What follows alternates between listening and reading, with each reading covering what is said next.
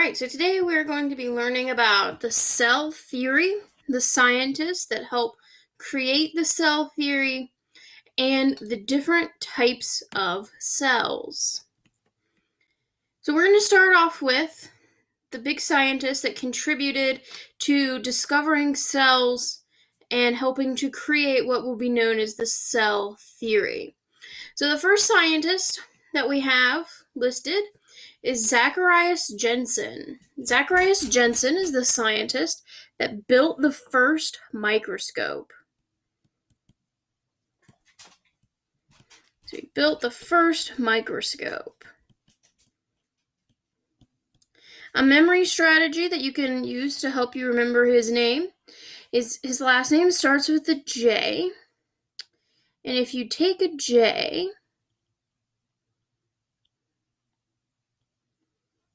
and if you draw it well, you can kind of make it look like a little microscope. So he made the first microscope. The second scientist we're going to talk about is Robert Hooke. Robert Hooke improved the light microscope and then used his improved microscope to study cork. And when he looked under the cork, he saw an image that kind of looked like this or this, and it reminded him of the cells in his monastery. Therefore, he called them cells. So he named the cell. One way that you can remember that is Peter Pan put Captain Hook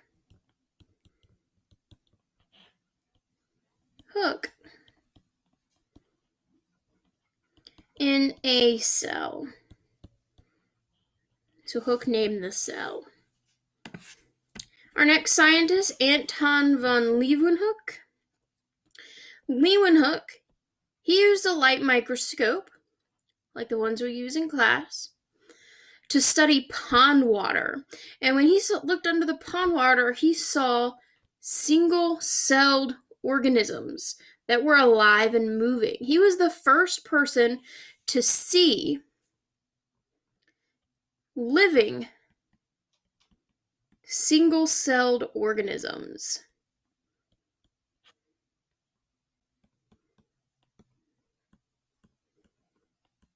And sometimes these will be called microorganisms. A way that you can remember his name is if you write out his name, you can change his L to a worm.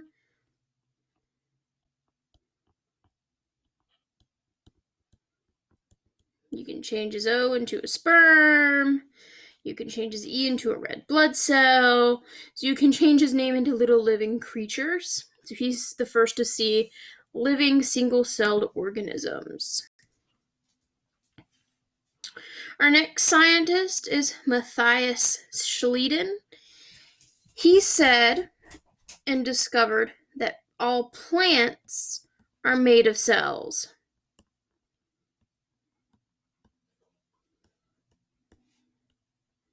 And the way that you can remember that is by saying Schleiden is Weeden.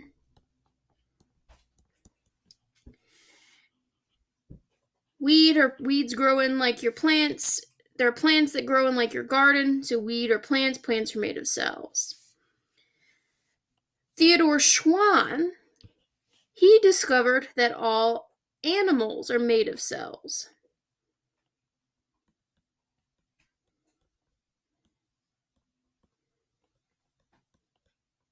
And the way that you can remember that is Schwann rhymes with swan.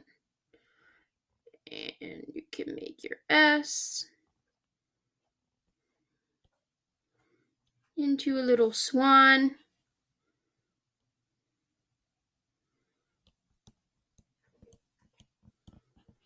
Together,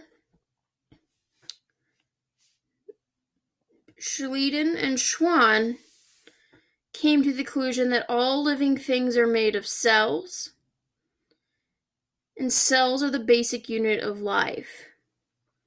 So together, these two guys discovered that. All living things are made of cells. Cells are the basic unit of life. The last scientist we have is Rudolf Virchow. And his contribution was that all cells come from other cells.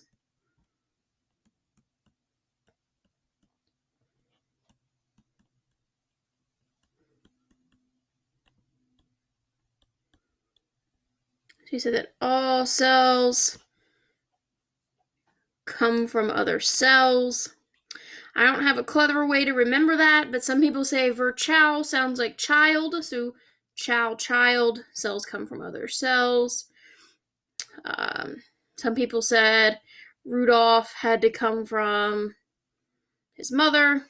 I don't have a great one for that.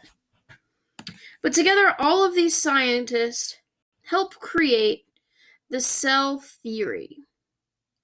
The cell theory has 5 key parts. Part 1, all living things are made up of one or more cells. So all living things are made up of cells. Cells are the basic unit of structure and function in organisms.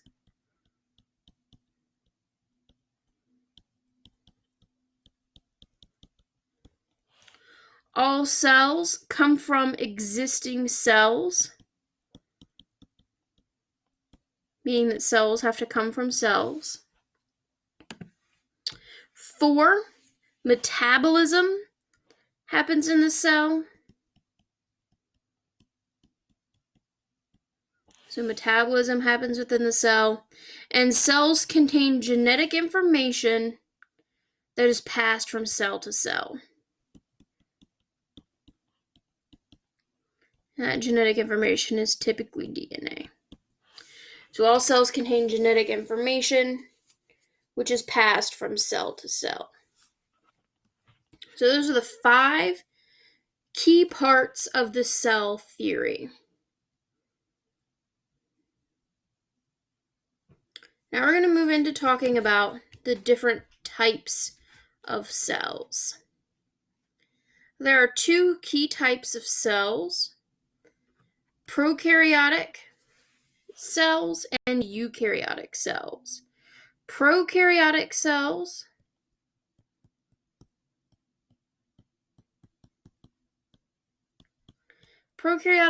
are very small. They're the oldest type of cell on the earth. They are simple. They do not have a nucleus and they do not have organelles. So the example of prokaryotic cells are going to be all types of bacteria. So bacteria and archaea are the 2 types of bacteria that are prokaryotic cells. The second type of cell are eukaryotic cells. Eukaryotic cells are large. They're more complex. They have a nucleus and many other organelles. The types of cells that are eukaryotic cells are going to be plant cells, animal cells, cells of fungi, and cells of protists.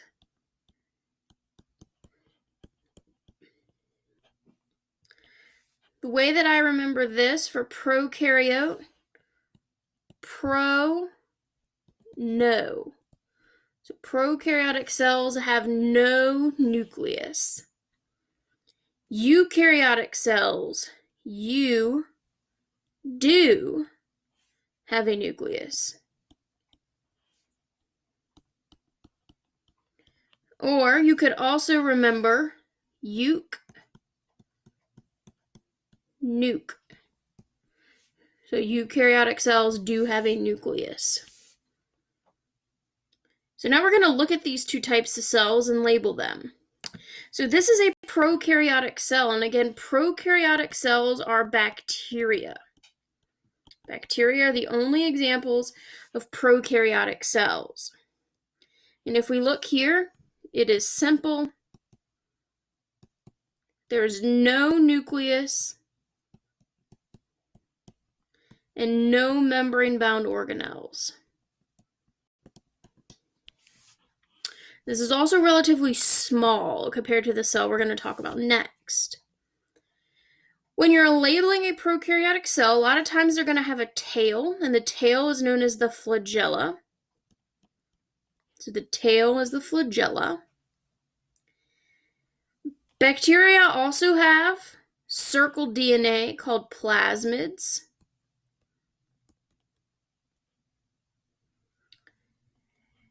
They're filled with a jelly filling called cytoplasm.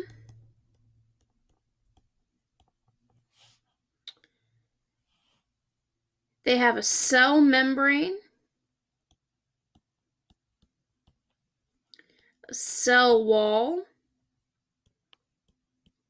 and then another protective outer covering that's going to help them when they make you sick is a capsule.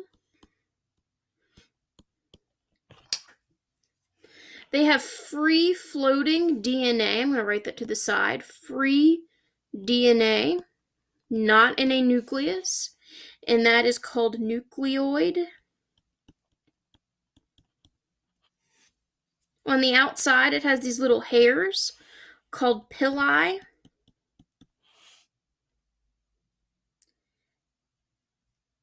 And then, to help make proteins, it has ribosomes.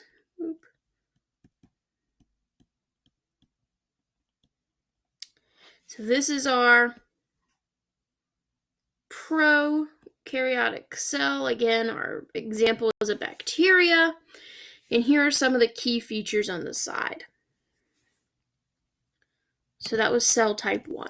The second type of cell that we had was a eukaryotic cell. Eukaryotic cells have cytoplasm, and in the cytoplasm, they have small little organs, like tiny organs, that each have a specific job, and they're called organelles.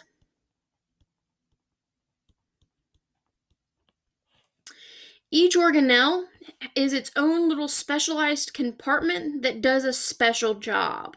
So it has a special compartment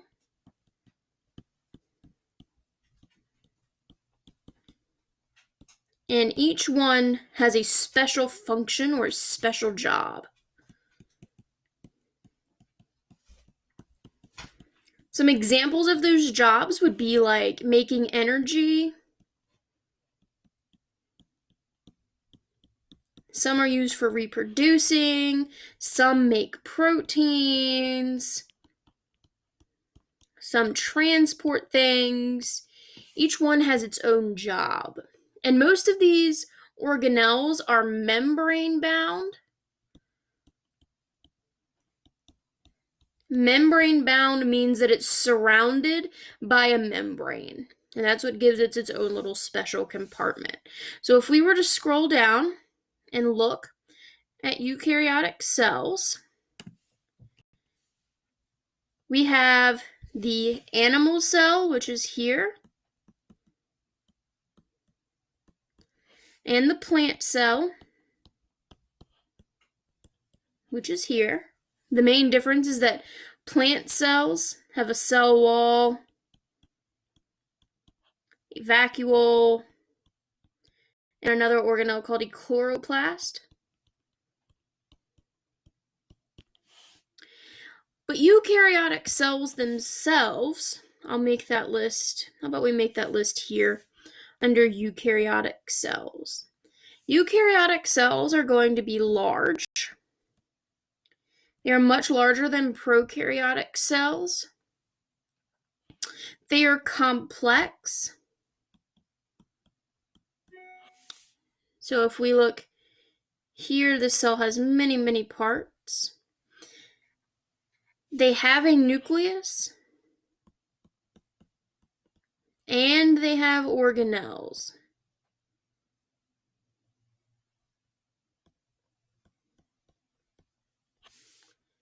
And if we scroll down, here are our two examples. We have animal and we have plant cells. They have a nucleus. They have lots of different organelles. They're much more complex than prokaryotic cells.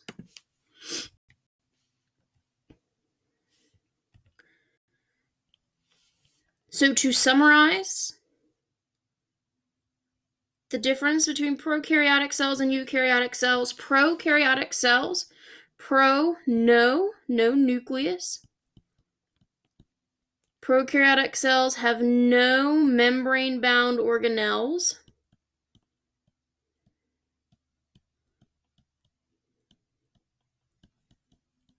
They are small. They are simple. They're the oldest type of cell.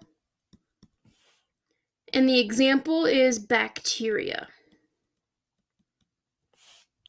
Eukaryotic cells, on the other hand, eudo or eunuc, have a nucleus. They have organelles.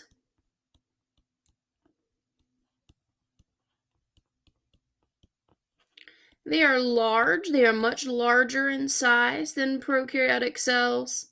They are complex. They have many more things going on. They are newer. They're not as old. And examples are going to be plant cells, animal, fungi, and protist. I can't write it there, but protist would go there. In common, all cells have DNA. All cells have ribosomes. All cells have cytoplasm. All cells have a cell membrane. And all cells can have a flagella. Now, that doesn't mean all cells do have a flagella. It means that they can. They don't necessarily have to, but they can.